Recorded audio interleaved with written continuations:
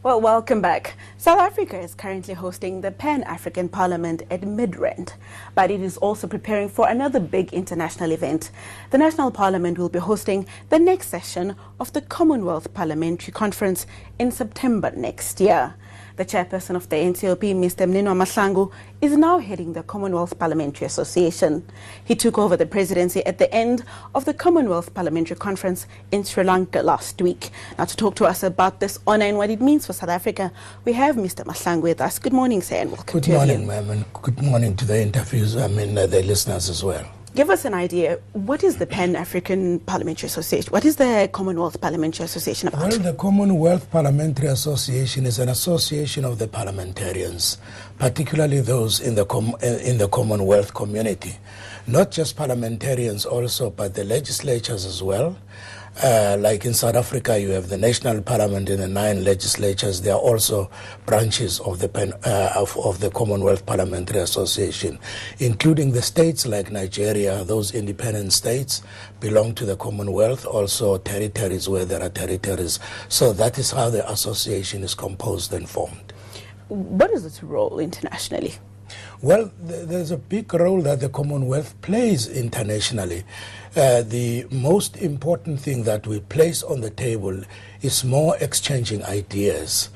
And in doing so, we discuss issues of democracy, we're discussing issues of human rights, we're discussing issues of good governance, we discuss all these things that affect us, almost all of us on the globe, the issues of economy and all the like. So this becomes very important, this exchanging of ideas and the views and information from different member country parliaments, so that it can benefit us in dealing with what we are faced with differently in our countries where we come from.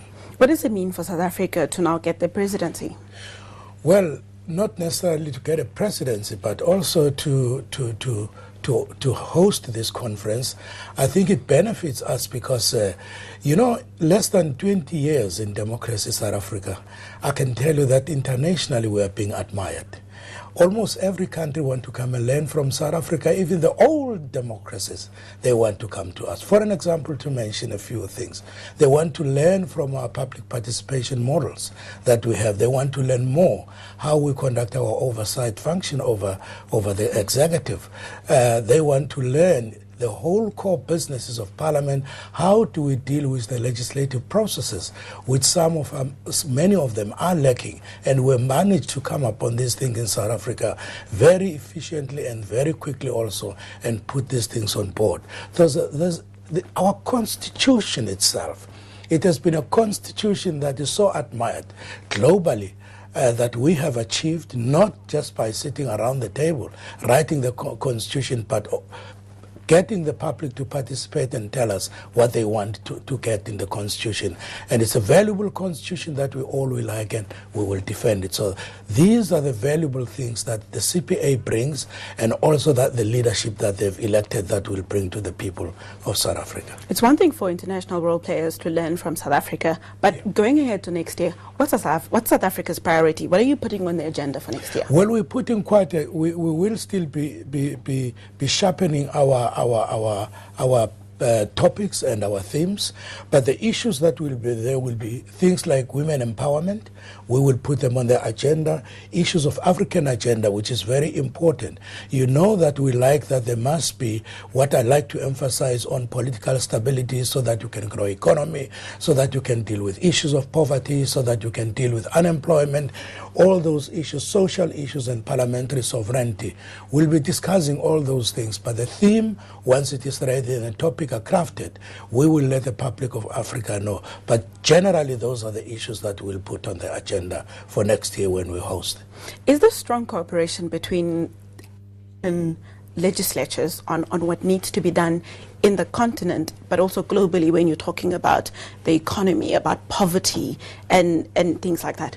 That is actually one topic that unites us the most. because we all think that we need to grow our economy in order for us to create, to deal with the unemployment, in order for us to deal with the poverty that is facing with our people, in terms to deal with the pandemic diseases that are killing our people on the continent, particularly to improve also education on the continent, to improve the situation of health in the continent. Those are the things that really unite us more than ever when we talk as the continent and internationally as well. These are very hot topics that comes closer to our heart and the hearts of our people. Does the Commonwealth Parliamentary Association have the teeth, though, to make sure that the things that are discussed at the conference have tangible impact on people on the ground? Well, as I have said before, the Common Parliamentary Association is an association that exchange ideas, that exchange views. It has not been ever meant to have teeth. What is happening is that what we do, the resolutions that we take at conference, we send to the heads of states, which is called CHOCEM, which also meets every year in different parts of the world.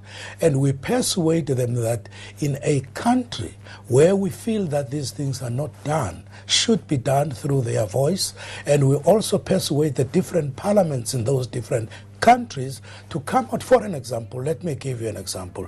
Do they have domestic violence laws in their country which affects women and children? If they don't, we persuade them to go and propose that type of a legislation, to pass that type of a legislation, monitor it, implement it, and all these things. So these are type of the things. I can mention many if you want me to do so, but I'm just making an example.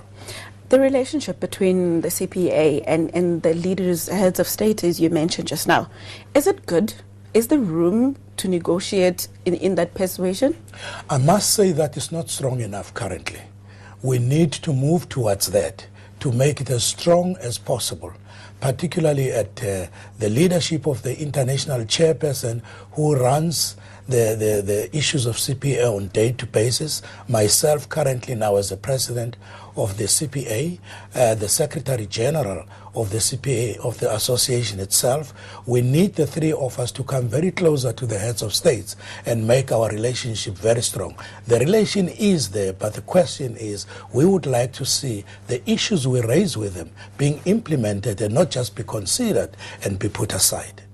Mr. Mahlangu, thank you very much for joining us this morning. I wish you all the best with the CPA's conference next year and the presidency of South Africa over the Commonwealth Parliamentary Association. Thank you very much, ma'am.